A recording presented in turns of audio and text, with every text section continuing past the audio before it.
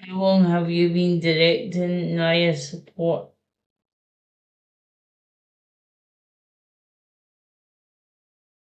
Years. I was part of a Facebook group of parents who have children with Down syndrome, and they were talking about self-directed support and like what another families were getting, like they were getting PAs, so they were doing like different ways. So I think that was kind of my wake-up call to kind of try to investigate a little bit more. Can you explain how self-directed support has helped enrich Naya's life? At the minute, and again, it's like when we were discussing this with Danielle Ferrer from Your Option Understood helped me to make a person-centered plan. And with that in mind, I have tried to, get as much as possible of that plan into action. But Midlothian Council is not as easy as it could be. And there is no,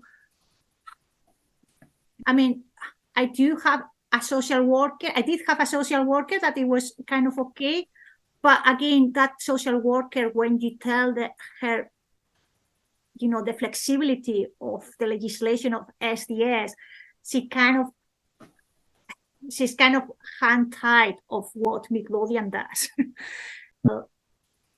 A bit of not in the place where I should be, but it's a process. So I'm still, I will get there eventually. At the minute, we are pretty much in option 3, and I do have a small budget, which is not option 1 because it's a small budget, and I directed myself to get small, like things of in the community for my daughter. I only have to show the receipts to my social worker at the end.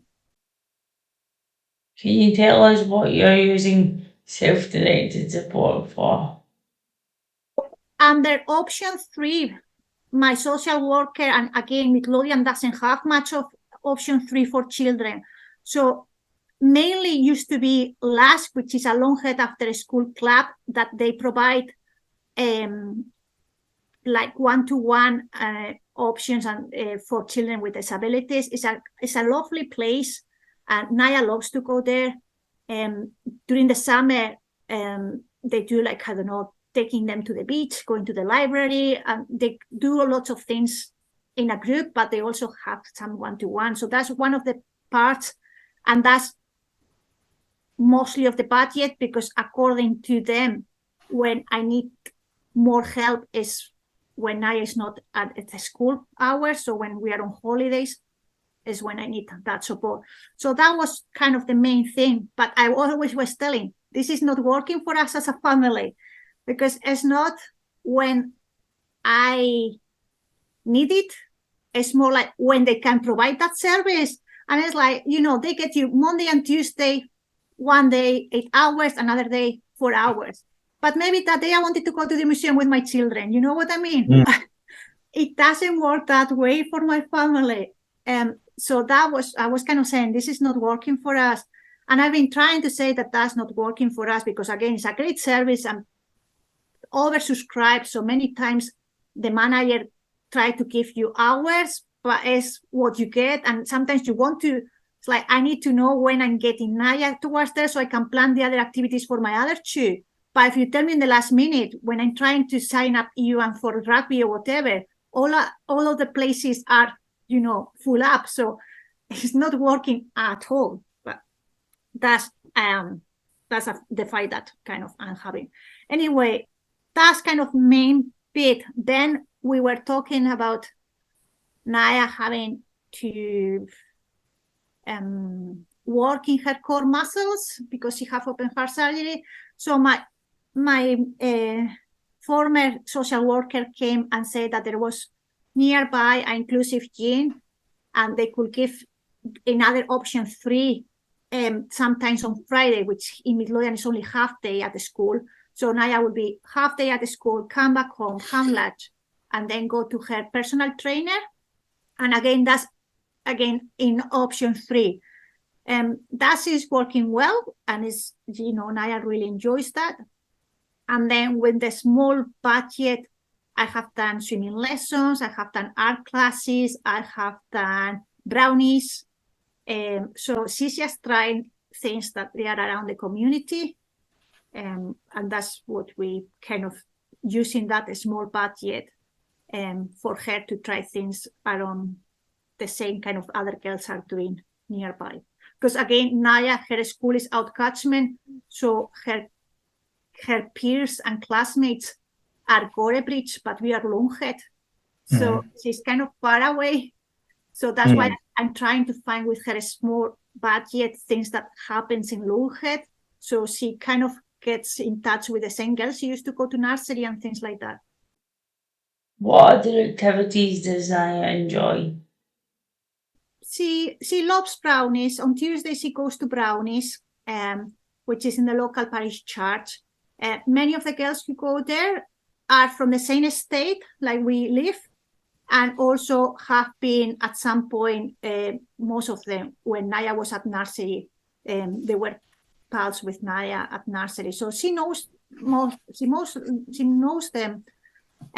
She has been in a brownies camp for a weekend, which it was the first time I ever let her to stay for a night away. She went for 2 nights.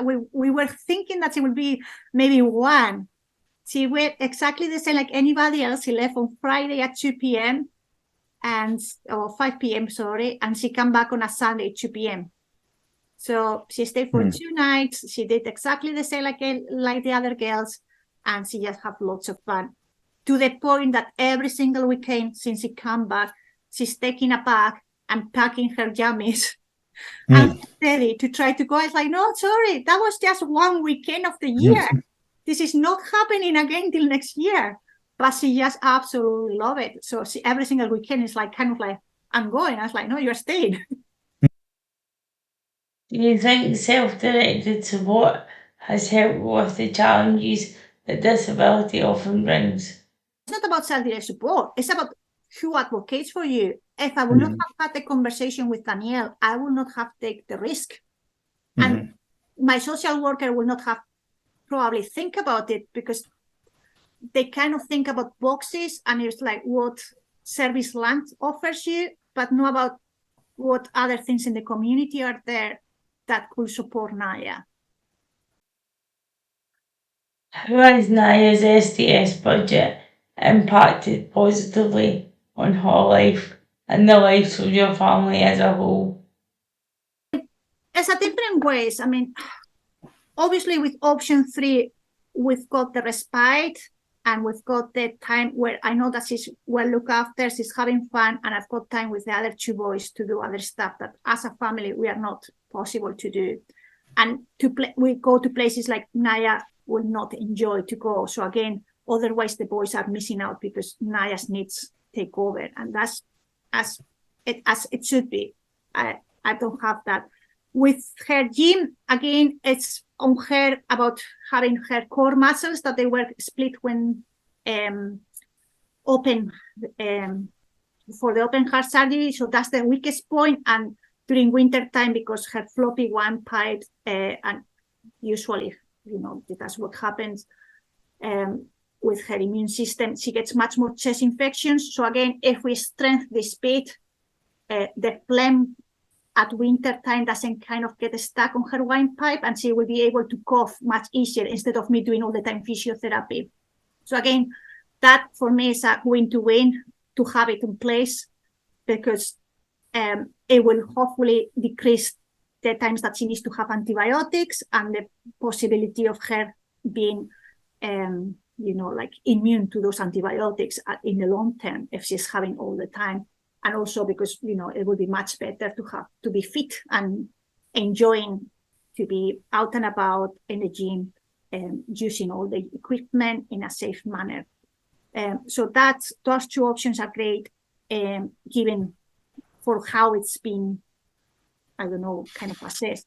But for me, the best bit is brownies. For example, we've got an amazing leader who just takes Naya as anybody else. So whenever it's pancake date or whenever they went to the camp, they ask for recipes. So every girl is learning how Naya's restrictive diet works.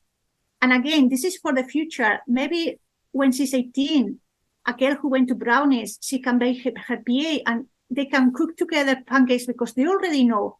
But, you know, it's really hard when you are working as a man with such a restricted diet. But these girls are learning from early age what Naya can and cannot eat, how you can make safe pancakes with what kind of flours, what kind of fruits she could eat. And they are just getting in, oh, no, Naya cannot have this, or Naya can. And that's kind of building steps for a future where Naya could be independent from us and having just peer support in place, who maybe just her friends from the state, you know, and they live just nearby. So this is just perfect. They may go to university and just come to help Naya. I don't know what the future holds, but I'm trying to put everything in place. Or, you know, like maybe Naya is getting the bus and probably by then they will be just using cars or whatever. But she doesn't need someone all the time, you know. Maybe it's like, oh, Naya, what do you need? It's a pound. So yeah, that's the pound. She doesn't know, you know, things like that. Or that's your stop. Let's go. But she doesn't need all the time a one-to-one support. I don't think I feel that she will need that in the future. But she may need just a little wee bit and just having those kind of relationships with her girls around the community, the local community, is, I think, what. Do you feel that self-directed support has given Naya the freedom to do the things she enjoys? Definitely. I think they give us the freedom. And as I say, like, I cannot predict the future, but I think it's a really kind of good starting point to put in building steps for what the future hopefully looks like for Naya.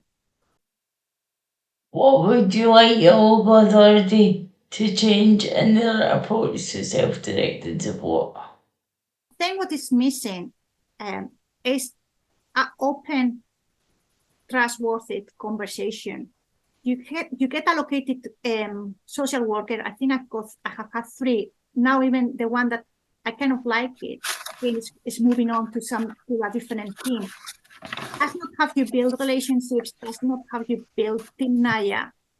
Again, I'm very fortunate, as I said, repeated many times. Daniel Farrell helped me to, you know, see the dream and the nightmare and taking the risks and doing that personal centered plan. But that's not what local authorities do. They just have a tick box, service A, service B, service C, and that's what you get. A, B, or C, you choose. It doesn't work like that. And as I was in a meeting saying, like, when my younger child was younger, I was kind of saying, like, you know, with all the difficulties for getting a PA, I say to my social worker, can I get Finley, my youngest, with a childminder, use self-directed support to pay for a childminder, and I can have free hands to take my child to the swimming pool and be her PA.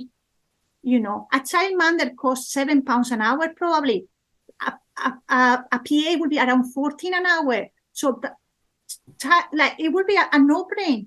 But as Karen from In Control Scotland, probably the social worker have at some point that, no, we don't pay for childminders. And it's like they just on their heads, like, no, we don't pay for social. It's not about what is the circumstances of this family. And maybe for someone will be no, but you need to have a different conversation with anybody. But that social worker was like, no, we don't pay for childminders. And that's what they repeat themselves, because it's almost like an exercise of ABC. That's what we do. That's what we don't do. Instead of, you know, what are the needs? What do we need for Naya to get to this? And sometimes it's just, no, if it's the cheapest option, it will happen. But I never got that. And now, you know, it's like my child is in primary, so I don't have that anymore. But it's those conversations that we are not having. what reduces and completely neglects the spirit of self-directed support, because this is about living the life that we all are entitled to have and giving that resources. But we are not implementing it in the right way. And I think many families are missing out, don't even knowing that this exists. Interview conducted by Michael McEwan, Associate of Control Scotland. Video editing and voiceover by Dr. Daniel Farrell, Project Coordinator of Control Scotland.